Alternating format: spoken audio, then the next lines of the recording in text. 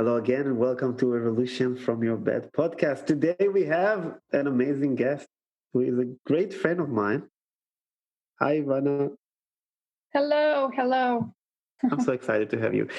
So, you're the first guest for podcast. Prepared interview. We are going to talk about from our beds, and in our case, it's entrepreneurship revolutions in healthcare.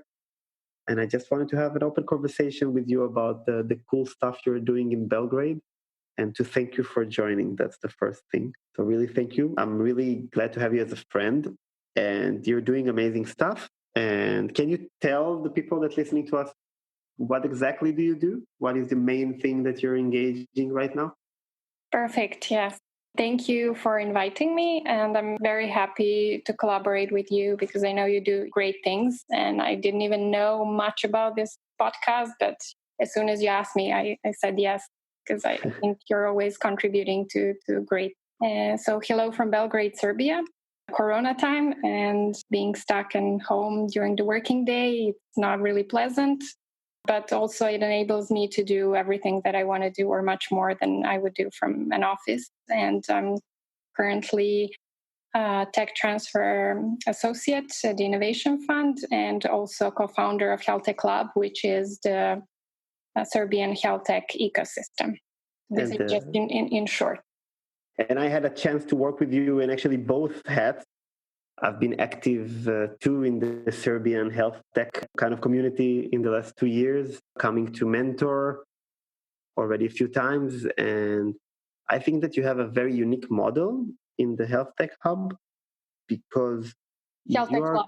Yes, lab. Sorry, lab. Yes, so you're targeting of entrepreneurs or kind of, in my view, the way I saw the batches of those entrepreneurs, there are a lot of older people, but also I met a bunch of high school students starting a startup and the university students, and I thought it's super rare and cool. So can you tell us more about that? Yes. I think it's a great question. We are organizing an ecosystem in Serbia, which is developing country. And coming from MIT, I needed something that is nearly impossible to do, or that it sounds impossible. And creating health tech ecosystem in Serbia sounded just about right. Something really impossible to do. And so we really, from the first day, we were building something that did not exist, that seemed impossible, that you're really starting from scratch. And in order to do that, and all the startups that you've seen, they're really something that we created from the day one. And some of the startups initiated their solutions, but they didn't know how to continue. And in that sense, building something new, we couldn't really target anyone. We couldn't set some goals that we want to reach at the beginning, but we were actually supporting everything there is and then stimulating additionally through hackathons or through meetups, showing what has been done so far in the rest of the world to stimulate people for them to start thinking about local solutions and how can they contribute on Serbian and a global scene. And in that sense, we didn't target like young or older entrepreneurs or specific area in health. It was all spontaneous in terms of what did people find out really critical to address at this time in these conditions in Serbia. And these are mostly chronic conditions, and usually the solutions come from students and young people. I guess they're mostly connected to what's going on in the world. And we're also trying to change that in a sense to educate professors and elder generation that is not so prone to innovation and, let's say, novel things, but they're following and supporting their students, which is the first necessary step. It's really cool because I must say that I've been mentoring across Europe in several health hubs, like in the Vienna Health Hub and a few in Tel Aviv and in Belgrade and now in Switzerland in the Co-Health Lab. And what I'm seeing in Belgrade is something completely different. First of all, the state of mind of entrepreneurs is something that it's the closest thing to Tel Aviv, actually. People are really enthusiastic. Yeah, maybe it's a compliment coming from Startup Nation, but people are very enthusiastic, hardworking. And I think that it's really rare to find an accelerator or incubator or a program that try to push innovation or startups forward that is not only business oriented, but it's actually patient oriented. Kind of we want to help chronic ill people. We want to give solutions for problems that people have every day and to save lives of people. And I really like your approach because it's really hands-on and it really corresponds with this revolution theme that we have here in this podcast and the YouTube channel and everything that I do. So I wanted to ask, is it coming from a personal place of you or your co-founder, or is it something that you just realized that it's more needed? So to quickly answer, it's both, and then I'm going to answer separately to each of your questions. So Damian is another co-founder of Health Tech Lab, and the moment we met was the MIT hackathon that I organized in Belgrade, and he opened the hackathon. He was at the time also president of the Patient Association of Serbia, who gathered around 35 active patient associations, but he was also founder of Blue Circle, a patient association with diabetes, and he's patient himself.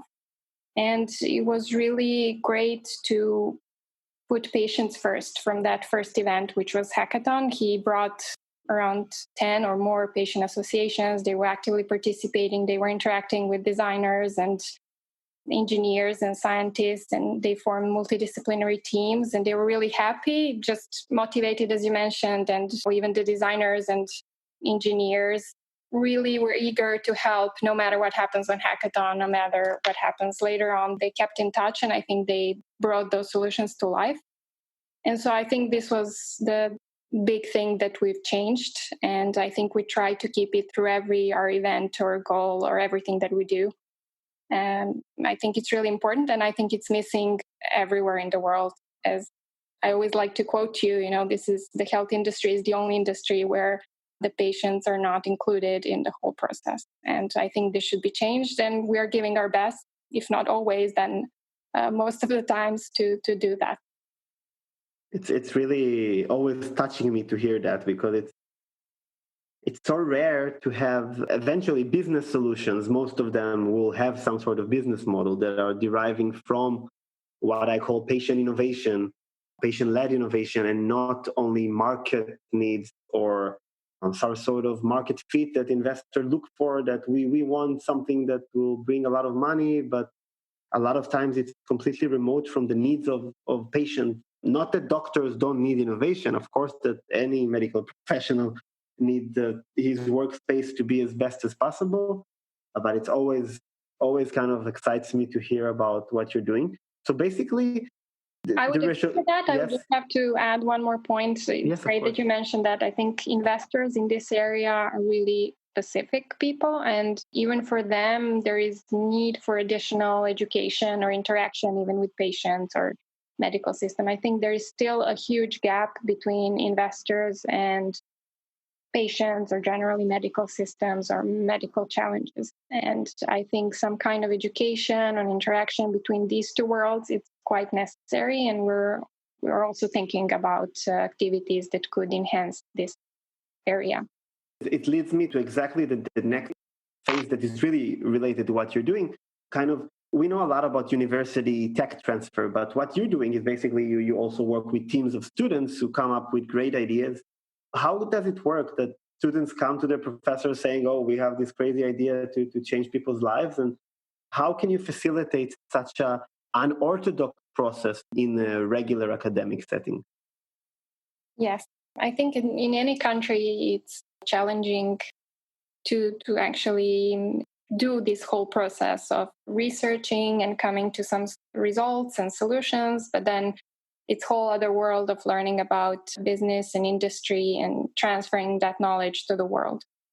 And specifically in Serbia, because the procedures and everything is being established at the moment. So we're basically following the world and more established universities and trying to implement and adjust all at the same time.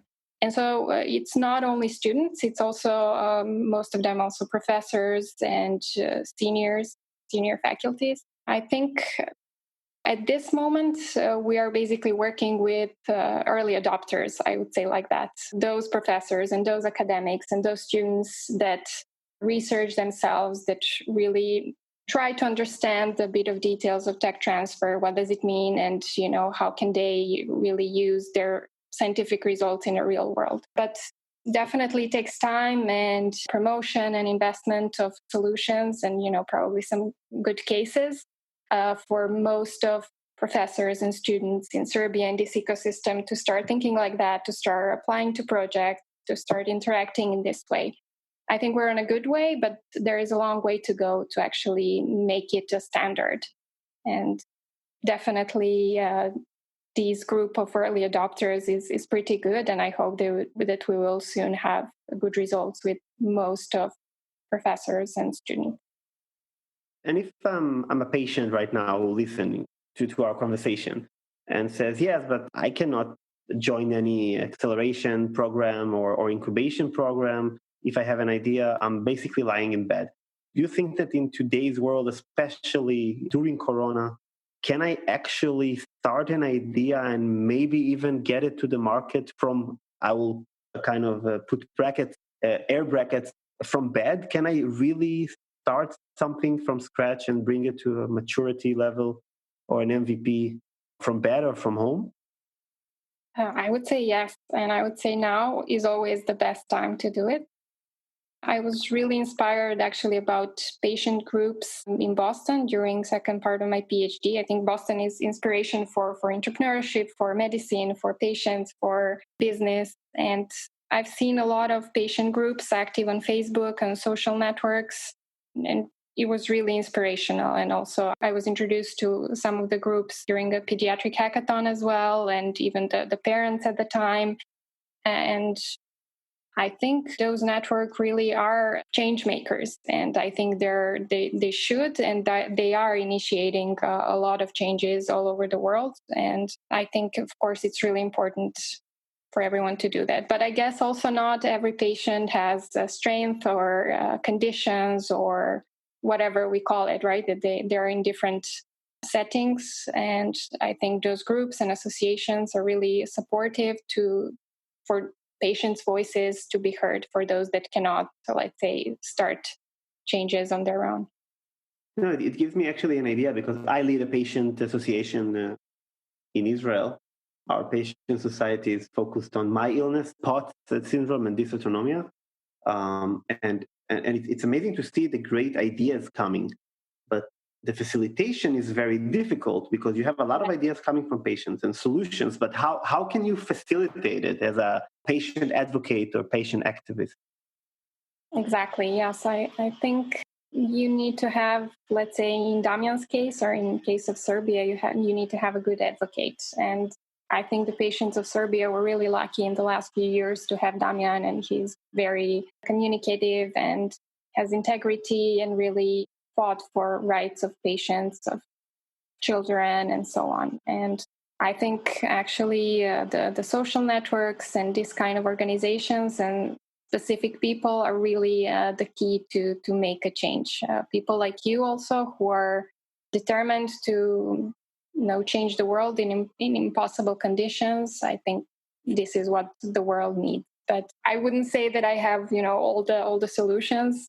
And I think each case and each disease is pretty unique. And this is what we should also support, that there is not one solution that fits all, but that really everyone should somehow self-organize around the specific conditions of that specific disease and then try to make a local community that could support that idea. I really agree with you. This idea of micro patient communities is something I'm trying to push. I'm trying to copy the Israeli model that it's called dysautonomia Israel.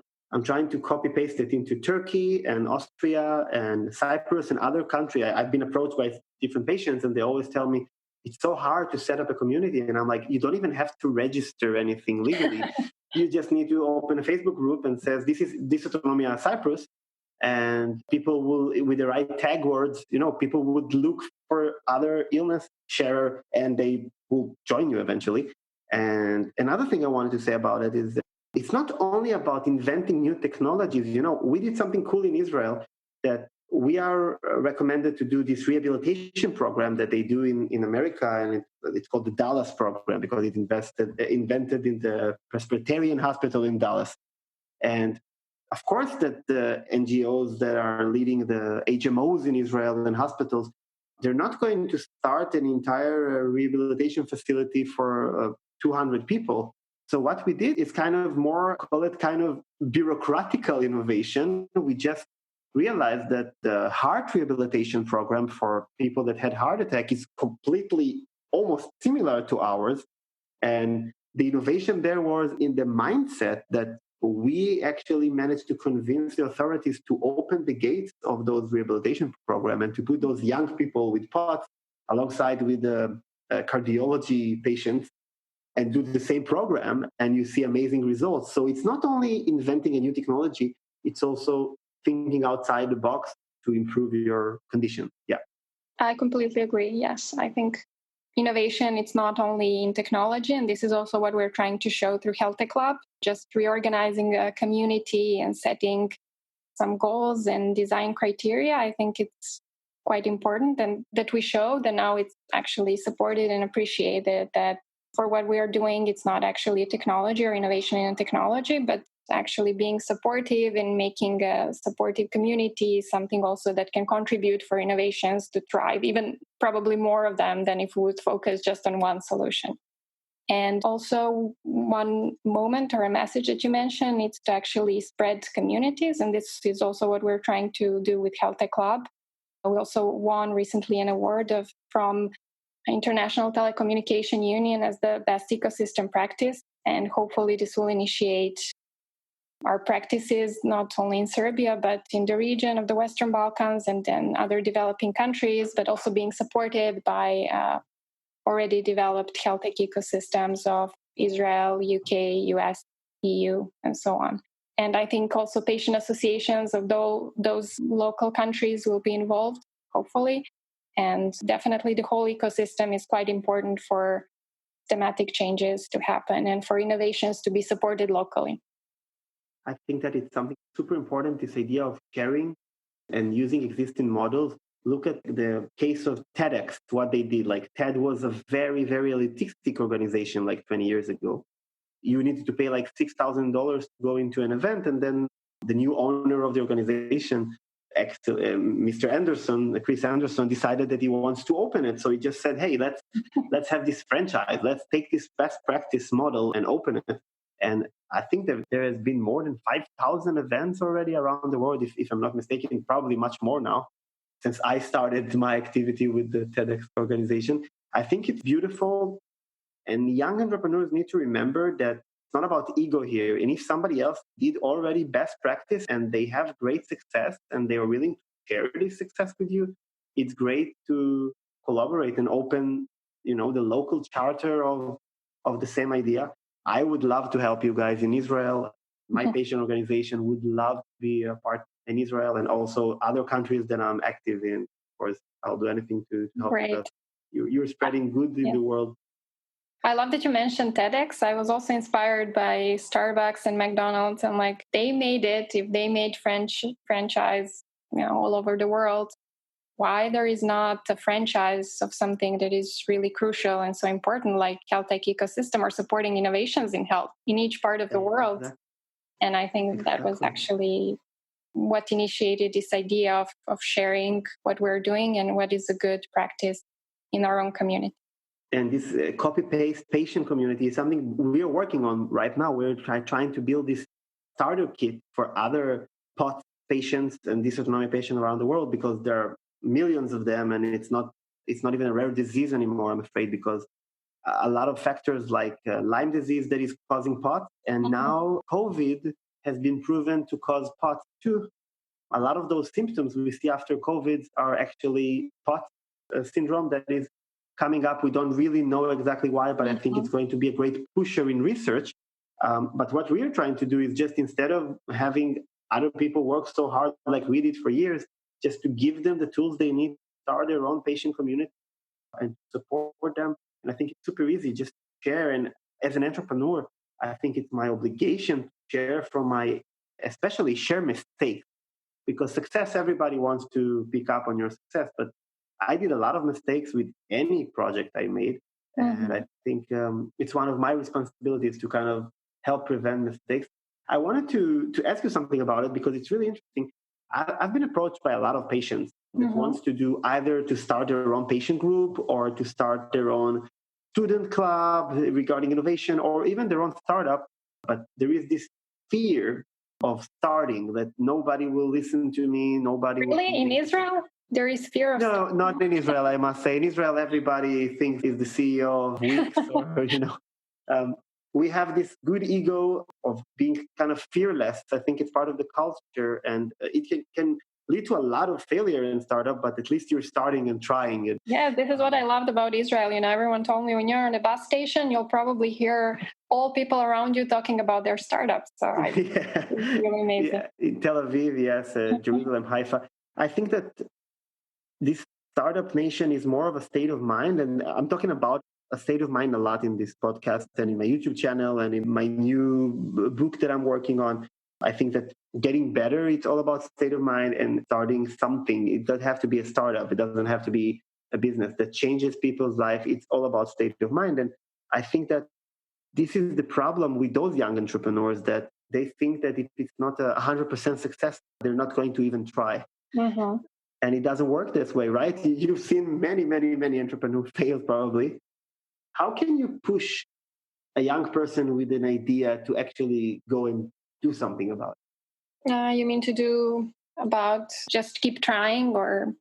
Yes, these days actually what is very, let's say, popular is to push female entrepreneurship and to motivate more women in science and entrepreneurship. And I think it's really important. But I think more than that, it's also to inspire boys and girls, males and females, in these kind of characteristics which are necessary for science and for entrepreneurship. And this is to be resilient, to not to give up on every block or wall or person that is on your way. And for me, it was always having a goal or something that you want to do. And this would lead me, no matter what, to actually jump over all the rocks on the road. And this is actually what I would recommend as well for people, to see what they want to do and what is the final goal and where they would like to see themselves.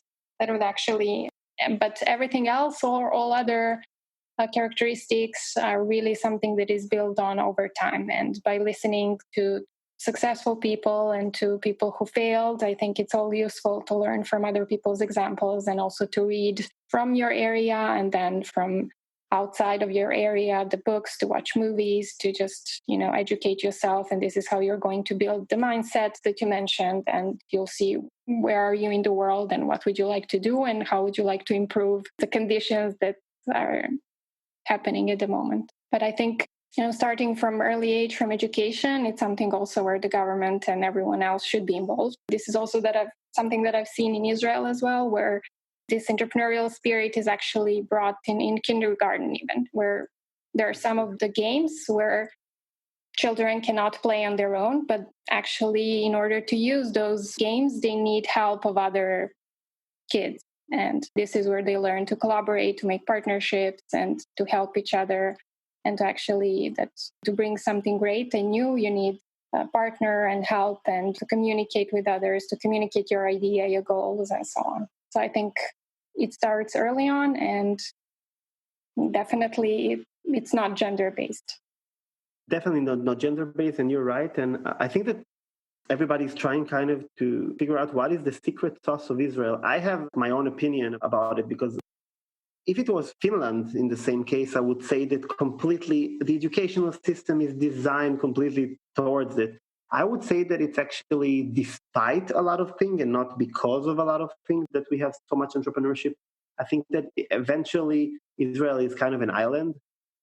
Geopolitically speaking, we had to survive a lot of threats and wars, just like you, Serbia. We have a lot in common, and nothing was kind of granted, and we always felt maybe kind of alone. And you grew up with this sense that if you don't do something, kind of nothing will happen because nothing is for granted. And I see in other countries in Europe, I'm based in Vienna, I'm from Tel Aviv, I'm based in Vienna.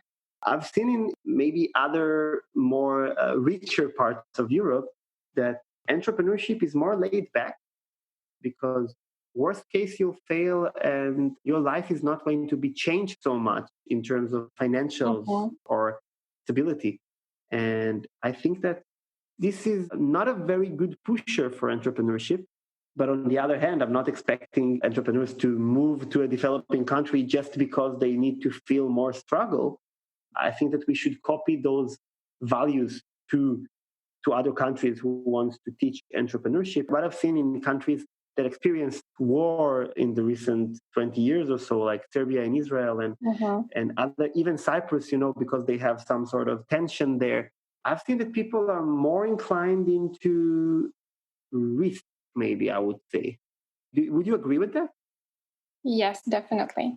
I would, but I think there are also more factors. We definitely, as Israel and Serbia, we had similar conditions and a lot of war, but I think we're not both definitely startup nations. We are on the way and we are still learning from you. So I think there is a few more characteristics or something that definitely puts Israel ahead of other nations in this field and in this area. But I think also it's very important to follow up for each nation to find out their own motives and motivation and to see what are the conditions in Austria. Let's say they have, like, say, a lot of funding, and for some startups this is probably good because they feel safe and maybe they can experiment more or fail more just because of that. But in Serbia, I think I would say, mostly more inspired by tech and solutions and what we can produce. And this is the main motive and inspiration for most of the entrepreneurs. And they see, how can they help or interconnect their technology with the customer, the end user, the patient, whatever. I think this is from my experience and from what I've seen. So I think it's also good to keep, your own mark as country, as where you're working, and trying to adjust that and use it in the best possible way, because there are advantages and disadvantages in each community. And that's of course, but I think that there is something beautiful about Serbia that I haven't seen in a lot of other places, is that you have support from other countries like Switzerland, and they actually pay to bring world-class mentors to help your startup. And when I speak to mentors coming from Israel, they're very enthusiastic about coming to Serbia. I think it's the warmness of the people and the kindness and this sense that you kind of feel at home really almost immediately. And we're here to work. It's not like in a lot of other places, I've seen that it's very kind of black sky kind of entrepreneurial environment. And in Serbia and Israel, it's kind of, okay, we ate something, we drank something, let's work. And especially ate and drank in your case. And I really liked it. And I think that, I don't know how many investors are listening to us, but I think that Serbia is such a wonderful place to start a startup. I don't know in terms of the legal structure and so on so much, but the talent of people, the hardworking kind of mentality is something that I was really impressed, and I would definitely recommend, and I already have for companies I advise to consider hiring. Recently, we had a conversation between both of us, and actually we recommended a company in Austria to hire a local developer, because we don't see it a lot here in Austria, for instance, that students are willing to just say, I will work all the free times that I have, because learning by working is going to get me much farther than just learning and then starting to work. I think this is the right approach. What do you think about that? Yes, I agree with that. I think you noticed very well that Serbia was in the past, and of course now, in between developed and developing countries. And we had a lot of wars because our geography is specific and a lot of nations passed through. And I think somehow we learned to communicate with both worlds. And I think you can still see that, whether it's in our genes or in our culture or whatever, but it's there. And I think this is something also that we should keep in our entrepreneurial endeavors and everything that we do in the future, because I think it's our strong point to be able to communicate with the East and the West and developed and underdeveloped countries. And this is something that has been really in our history and our genes. And I completely agree. So we should definitely use the best characteristics and potentials that we have that are surrounding us, and use them for the best. I've been mentoring in your latest batch of Imagine If, the entrepreneurship program. I will let you explain about it after this question. And I've seen that there are a few companies that are actually doing something brilliant, because a lot of companies, for instance, in Israel, they want to try a pilot or some sort of POC and then run to the States, or in some cases to Europe, but mainly to the States. And I've seen companies in Serbia that are trying their product along the area of the Balkan. It's easier maybe because of the language similarity and the culture similarity and the connections, but they try it in a few countries in the Balkan, and they come with such a strong point to Europe and the States. So I think it's a wonderful approach, and I would like you to answer this and also to explain about the other program, because I think it's also a very cool one. Yes, thank you. Thank you for mentioning that. Imagine If, yes, it's a first pre-acceleration program for health tech startups in Serbia. And Health Tech Club organized it together with Science Technology Park Belgrade and Innovation Forum from Cambridge, UK.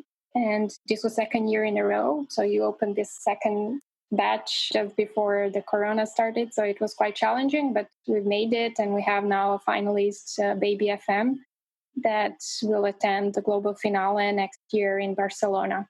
Hopefully. Wonderful company, wonderful product. And they became friends of me too, kind of outside of the program. It's actually a great team. Great team. That's the most important. They do in parallel several different things, and they're developing different solutions. But I think the core of their greatness is their team. They have a doctor and then engineer and programmer, and Tamara, who is there as a business developer and marketing person. So I think they've covered it all, and they're really greatest people. So I think this is their strongest asset. I think the jury also mentioned that.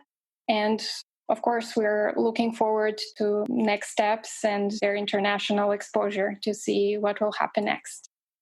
But yes, definitely, I think the region, it's of course something that all startups and everyone see as their first step. It's again history and the language, and everyone feels safe. It's a safe environment where everything is known, similar, but still it's outside of our country. Even though I think politically and now some next steps overall are that this is still, one market, and we'll have also a lot of benefits and tax reduction and hopefully many other benefits for startups. So I think this is what is the global, or let's say, strategy of the whole region. And of course, we always push startups to think globally and to find solutions that, solve some local problems, but that could be also used globally in, of course, strongest market. I would definitely keep an eye on the Balkan in general. For me as an entrepreneur, I would love to mentor more in the Balkan and to help more young startups. And also social ventures. It's very important for me, all these NGOs and social area. I want to go back for 1 second to, you mentioned Tamara and this wonderful Baby FM team. And I never seen outside of Israel teams like that the people there are kind of multitaskers. And she's doing a PhD in biomedical science, if I'm not mistaken, and she's a TV producer, and she's an entrepreneur and a business developer. And this is something you see in Israel, that people are, that and that and that and that together. And this is an amazing recipe for a good entrepreneur, because you can actually connect some words together. And that's why I like this team so much when I was mentoring.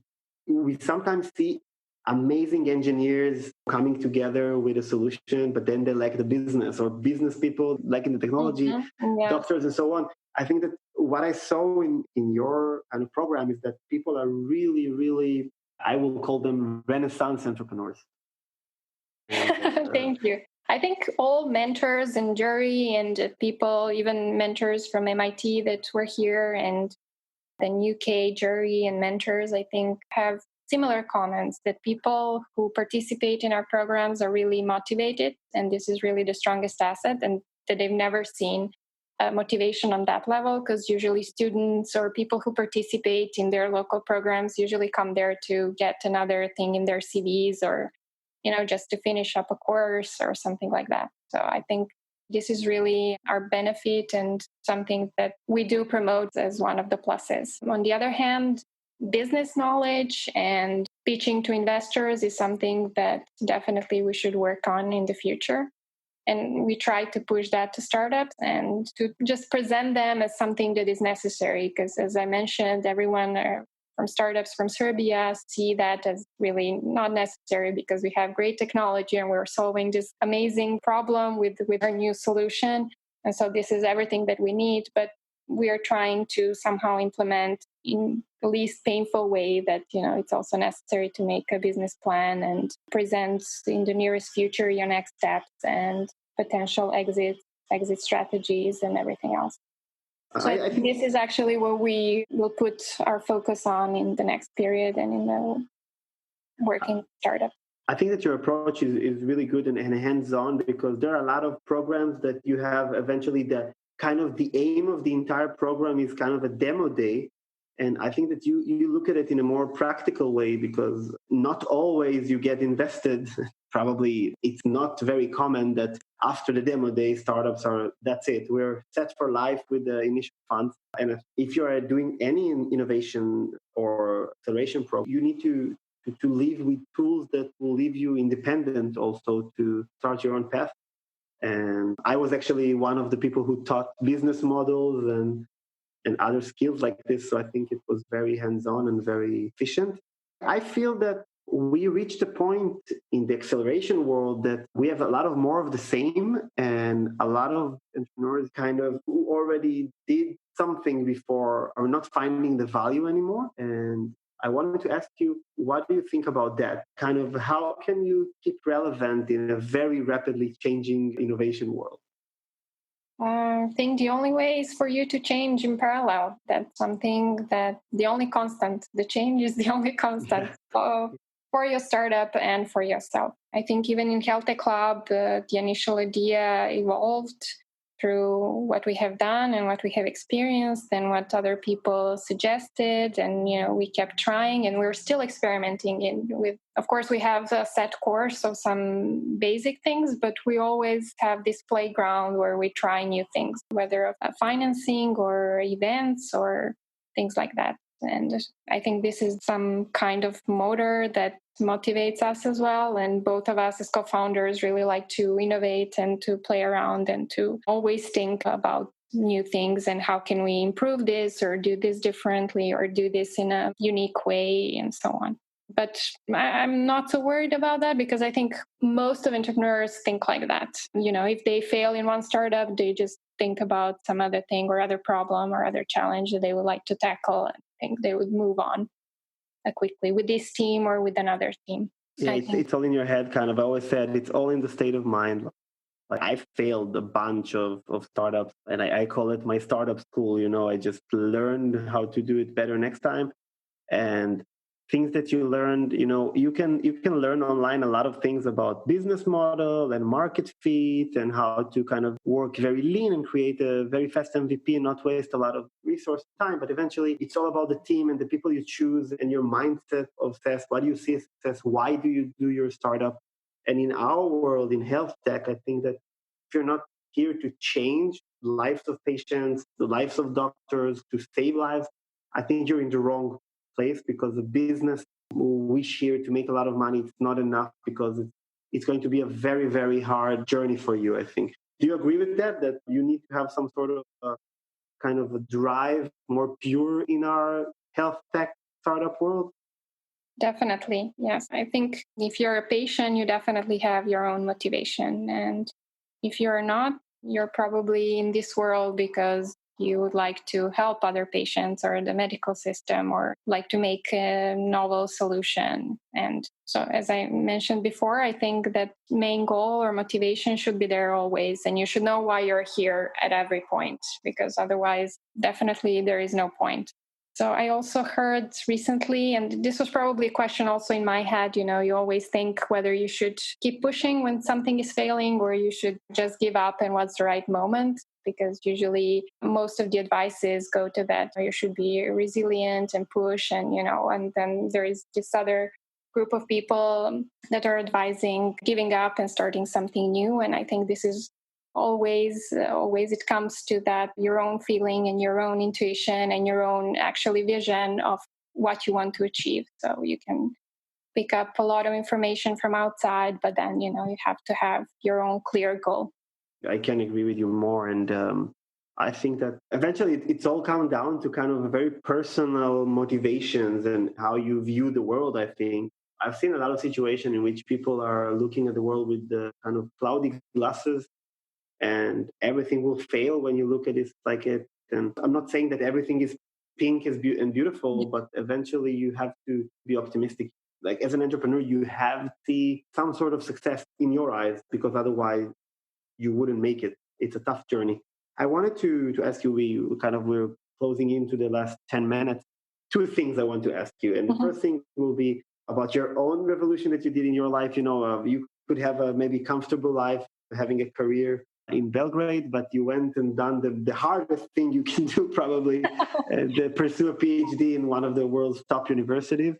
So if you can tell us more about that, like why did you decide to take the hardest path and what was your motivation? That's something I really want to hear about.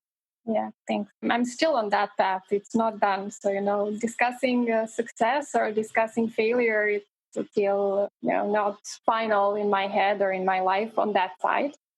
So I studied physiology, and I was really inspired of physiology and pathophysiology and how it all works. And through several of my internships, I've met with a few engineers, and I really love that area of actually not just learning about processes and how things work when everything is good and how they work when something is wrong, but also, how can you then repair something that is not working properly? And this is what engineers do. So it was a new kind of thinking, and I decided to go to bioengineering systems at MIT Portugal program and become an engineer and design solutions that would tackle diseases, or basically those pathophysiological processes.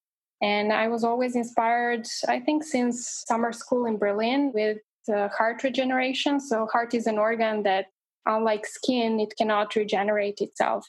So when you make a scar on the skin, it regenerates itself, and it's soon enough you have a new skin, but it's not the same situation with the heart. And there are a lot of approaches in the last years, decades, to actually think of a novel way to do that with the minimal invasion. And this was actually the topic of my research. So these were two groups in Portugal and in Boston at MIT. And as all biotech solutions, it takes a lot of time and investments. And this is still ongoing, but hopefully with the success in the end.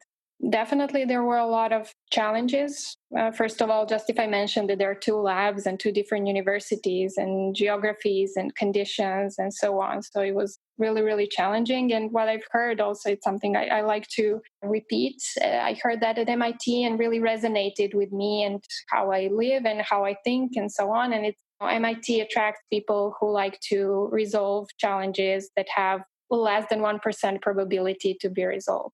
So, it's my main motivation for my PhD and then also for Health Tech Club, as I mentioned. This is super cool. Because it's 1% you're talking about. Less than 1%, but less than 1%. So it's kind of if you ask any Jewish mom, she will tell you, just don't do that. Just go study medicine. You're already almost there. Or, be an engineer, be a lawyer, go to research, go to high tech. But I think that something that resonated with me in what you said, that it's all about connection. It's all about meeting new people. It's like particles colliding. You meet a person, it changes your life. You hear somebody speak and you see a new challenge, and then you kind of align yourself. And I think that a lot of these amazing stories about people who change stuff or revolutionizing the world, they didn't plan to go exactly that path. And it was a lot of people that they meet along the way or programs that they attended that actually made them change their mind or connect the dots. You're a physiologist and now you're actually doing innovation management. Is not something that is very natural exactly to one another. But that is also something that people used to ask me. Okay, you studied physiology and then you did a PhD in bioengineering and now you're innovation. It doesn't make sense, but it's all connected. You think about biology, as I mentioned, that is presenting some of the basic laws of nature, and you learn about them. And then in engineering, you learn, how to make solutions and drugs and therapies that could recover some of the mistakes of the nature, let's call it that way. Yeah. And in order for those solutions in engineering to reach the patients or to reach the end users, you need this innovation pathway. You need this way of translation. You need those solutions from the lab to come to patients. And somehow I always like to learn the whole path, right? From the beginning to the end. And this is what I did. So it's actually all connected and it makes sense. It's very interesting. For me, at least. It makes sense to me too, because, I thought like I made my own revolution from my bed to my own body. I diagnosed myself and I had to come up with specific protocol to actually for diagnosis or for rehabilitation. And eventually I could have just taken it and go on with my path, go back to medical school. But I've decided that, hey, I learned so much about myself, and not only about my body, but about how to innovate my own thoughts and how to innovate a bit healthcare, because I had to hack healthcare. And then I said, why not teaching others to do it, and why not sharing it with the world? So I think for me at least, it totally makes sense that you saw the parallel lines. And you also did the impossible. You decided to hack the medical system and to diagnose yourself, which is wonderful. Yeah, it's still a long way to go. Yeah, thank you. But people ask me, and I always say that I've done nothing yet. Like it's not even scratching the surface of what I want or can do to help other patients empower themselves and to fix healthcare and to hack healthcare. And like you mentioned, it's all about ever changing. You need to change yourself and to adapt yourself in order to come up with new challenges. When you're a young entrepreneur, you think you solve the greatest challenge in the world, and then you see it's only one out of thousands, and the job is never ending. And I wanted to ask you, actually, because we're talking about changing kind of the mind and how to hack ourselves, to hack systems. Do you have anything you want to ask me before we're finishing? Oh, wow. Yes, I have a lot of questions. But I can ask you at the moment, what are your plans of interconnecting Israel and Austria to begin with? And then I would also include Serbia. Are you thinking about some joint programs or collaborations or something where we could also contribute, collaborate? Definitely. First of all, I kind of... Is there a possibility, to join those two ecosystems from your experience? I think that it's kind of even completing each other. It's a beautiful question, because in Israel, we have the spirit and the know-how of the kind of the innovation. And in Serbia, you have the spirit and the science and all the basic knowledge. And you need to learn more about how to bring it into market. And in Austria, I think it can be the kind of not Silicon Valley, but maybe biotech valley of Europe, because I think that Austria and medical research is just something that is incredibly high level. And of course, we have it in Israel, we have it in Serbia, but there is something here that is very, very, very scientific oriented, academic oriented, and the transfer is very, very smooth between like universities inventing something and going to market. I think that what we should do, and it's something that I've been thinking about for a long time, is that we can actually replicate your health tech lab to both Israel and Austria, but in a different varieties. Because in Israel, it's hard to teach maybe people how to be entrepreneur, but you can teach them a lot about going to market using the resources that you already have. And in Austria, they can benefit a lot from both of our experience. So I think that definitely copy pasting your club and doing some joint stuff there is something I would love to do. I have a charity in Israel that we're doing health education, especially in schools, and we're using a lot of innovation management tools to teach kids how to invent health tech solutions. So it's maybe interesting to Serbia to take it to younger ages. Yeah, definitely. That sounds interesting. This is something I would really love to do. And of course, cooperate with you, Demian. It's been a pleasure working with you so far. And also in the patient side, I've heard something that really made me sad, that there is no official post-dystomic community in Austria. Mm-hmm. And when I ask people, they tell me it's a shame to speak about being sick. Mm-hmm. And it really broke my heart, because I know about patients that talk to me from Austria about their illness, and they're reluctant to kind of bring their story forward. And I think that another thing that we can do is kind of maybe I think this is a great point, because this was also really first hackathon where we brought patients, of course doctors, but patients who pitched their own challenges. I think the whole community was really touched and shocked, and we produced some kind of effect and emotion that everyone wanted to help on the one hand, and then also I think talking about those challenges and learning about them, it simply makes their lives easier, even if you don't make technological solution, but presenting that in a larger community. And I think it brings another kind of value to the community and then to the patients as well. And I think this is what is also really useful in everything that we're trying to do.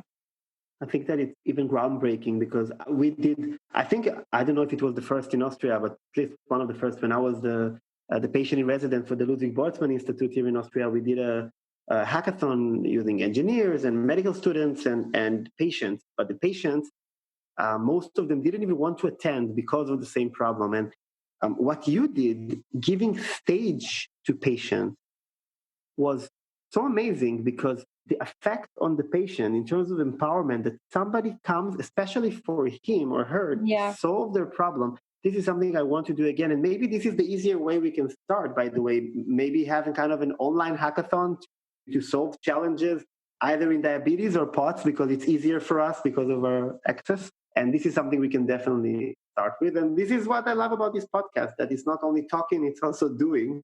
So yay! I'm super excited. Yes, we can talk for hours, and this is amazing that we have so much to discuss. I liked your idea and your proposal. So we can definitely organize some collaboration in that. And I would love to keep our audience updated about what we're going to do. And everything is about revolutionizing lives of people, but especially for me, because it's such an important topic for me, to revolutionize patients' lives. And if we can do something about it, it will be amazing. I don't know if you noticed, but we've been talking for an hour exactly. Yeah. Right now. And it was really great. Yeah. It was amazing. And thank you so much for taking the time and joining me into this lovely conversation. I will tell everyone that, of course, you will be able to read more about the Health Tech Lab and Imagine Eve program and Ivana's work and even Damien's work. I'm going to link it down below. It's going to be on probably on YouTube too in some version, and on all the podcast platforms out there and social media. I want to thank you so much again. And thank you. It was really lovely, and definitely we can make it a yearly event of updating everyone and ourselves on what's going on. I would love to, and I'm so happy that my first guest is a friend. For first and foremost, it's not kind of a regular interview that you just ask pre-made question, but it's kind of beautiful open discussion, and you come out with actually ideas to change stuff. That concludes another episode of Revolution from Your Bed. Thank you again so much, my dear friend, Dr. Ivana Kostic. And please stay tuned for the next episode. We're going to discuss how to deal with family and friends while you're trying to heal yourself on your chronic illness journey or dealing with some tough time. Thank you so much, and see you soon.